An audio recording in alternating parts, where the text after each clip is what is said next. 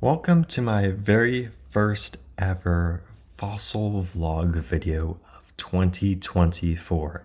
Today I'm going to be showing all my fossils, so let's jump right into it. Okay, so start off with we have the largest fossil in my collection, which is this fossil wood. It looks like wood, and it is actually fossil wood. A good old friend of mine gave me this fossil wood, and you can see close up. Yeah, this is actual wood, fossil wood. So we're going to be starting off with the wood first. So the next fossil wood is this one right here. I keep it inside this plastic bag just to keep all my fossils in it since the fossil coral went missing. Yeah, I know, it's kind of a shame. So we have petrified wood right here, and we have shark's tooth,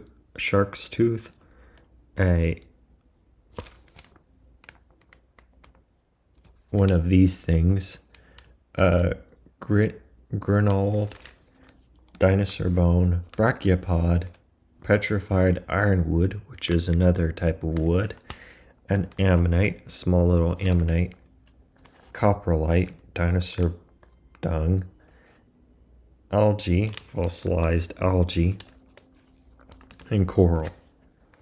Okay, moving on to the next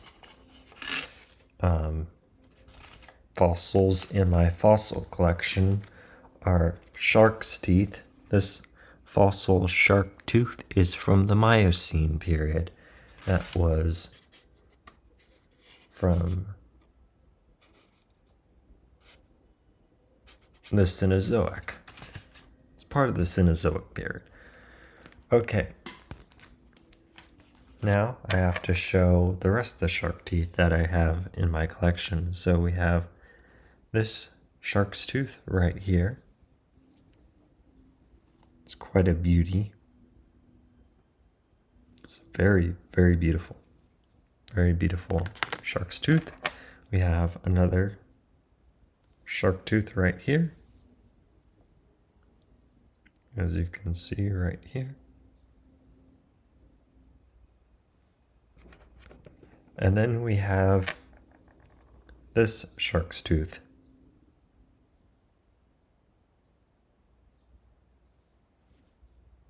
Still very pointy, very sharp. Alright, the last shark tooth, that is of course a megalodon tooth in my collection, is a juvenile megalodon tooth. This juvenile megalodon tooth still has serrations, not as sharp though. It has a good coloration, and as you can see, it is the only megalodon tooth in my collection. Very cool and very nice. The next ammonite I have in my collection, is this one. Just small little ammonite. It's not very big. Alright, the next brachiopod that's in my collection is this one. I'm keeping them in the bags just to preserve them. Just because I don't want to lose these fossils. These fossils are very precious to me. Now we have a gastropod, another fossil in my collection.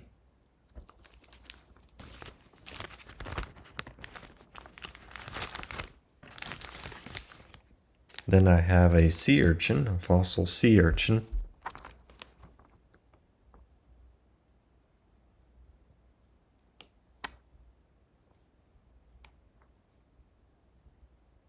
Very cool, very nice.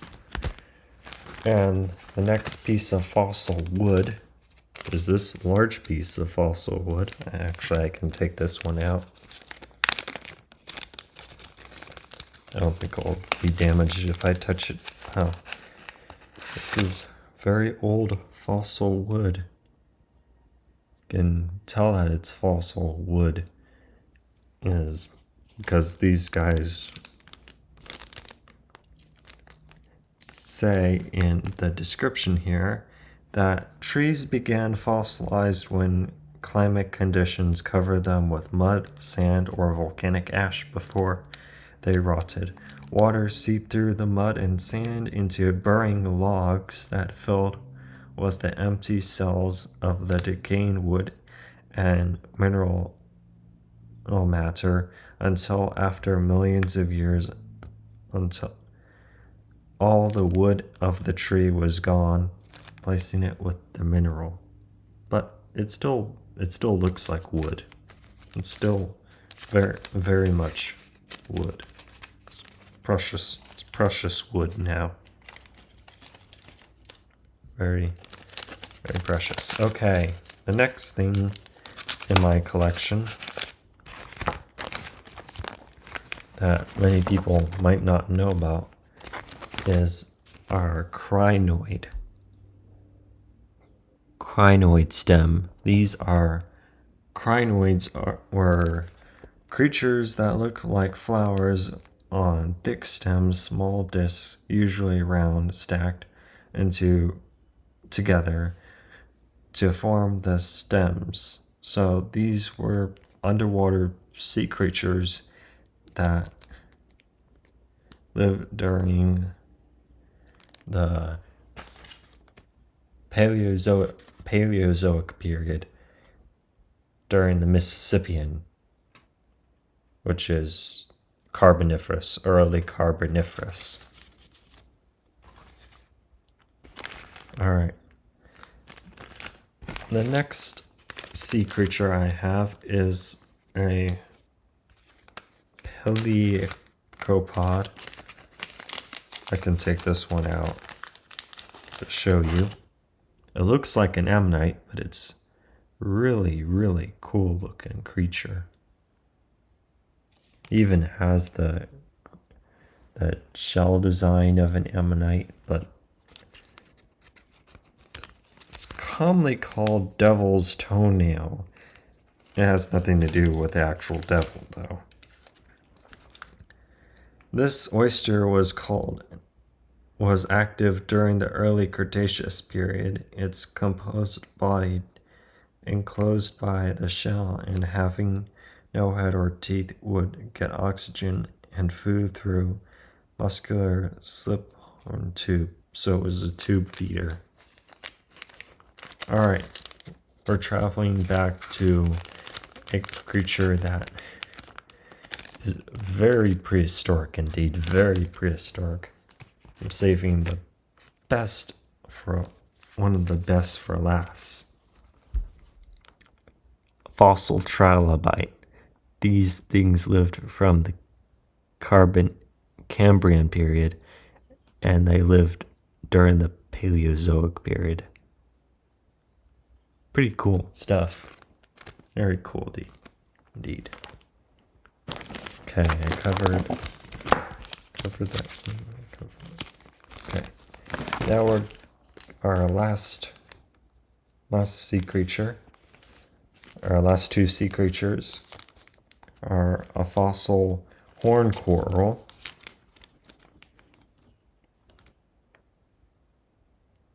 That's what it probably would look like in life. Very cool. And the next one is a fossil tern Talia.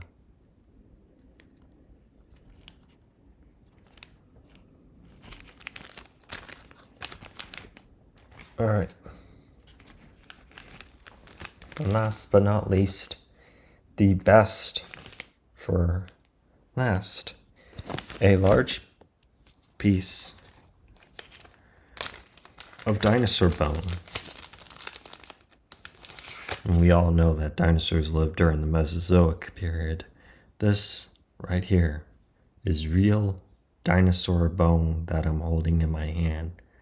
This dinosaur bone is really cool, and you can see all the spongy and all the it's cut dinosaur bone. And it may not look like much because it's fossilized, but this is really cool. I don't know what type of dinosaur that this belonged to, but this is actually dinosaur bone. Really cool, really nice.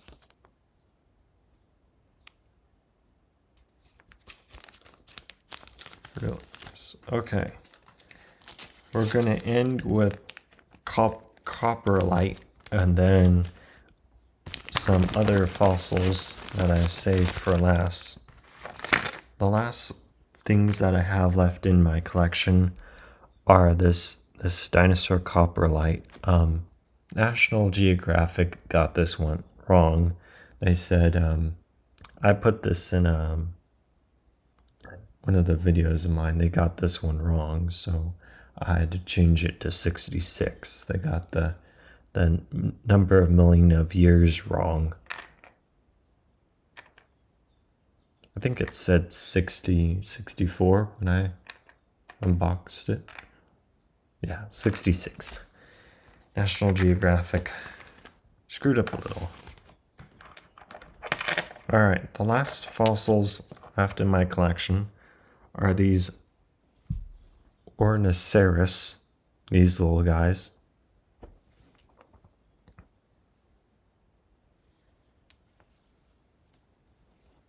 These are all three